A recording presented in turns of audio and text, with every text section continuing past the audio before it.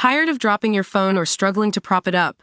Meet the PopSockets phone grip with expanding kickstand in black, your new must-have accessory. Don't miss out. Grab yours today. Click the link in the video description to shop now on Amazon. So, you've probably heard about the ongoing conflict in Gaza, but what's behind it? And what's driving this latest push for a ceasefire? The story involves two key players: Israeli Prime Minister Benjamin Netanyahu and US President Donald Trump.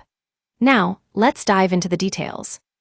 The situation in Gaza has been dire, with over 66,000 Palestinians killed, 168,162 wounded, and a staggering 90% of the population displaced. And at the center of it all is Netanyahu, who's faced intense pressure from both within Israel and internationally to end the conflict. But he's refused, citing Hamas' refusal to negotiate. But now, with Trump's support, Netanyahu might be willing to give in.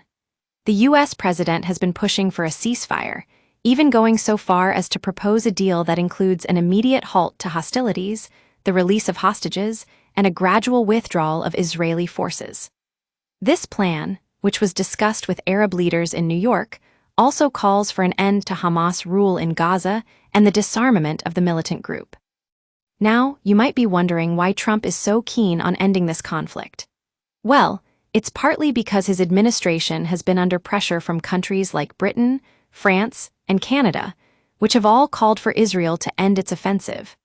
And there are also concerns about the humanitarian crisis unfolding in Gaza, with thousands of Palestinians struggling to access basic necessities like food and water. But despite these efforts, Netanyahu remains resolute, citing Hamas' refusal to negotiate as a major obstacle. He's even rejected an offer from Egypt and Qatar to host peace talks between Israel and Hamas. So, what can we expect from the meeting between Netanyahu and Trump? Will they be able to hammer out a deal that ends the conflict once and for all? Only time will tell. But one thing is certain: the fate of Gaza hangs in the balance, and it's up to these two leaders to make things happen. And that's the situation on the ground right now.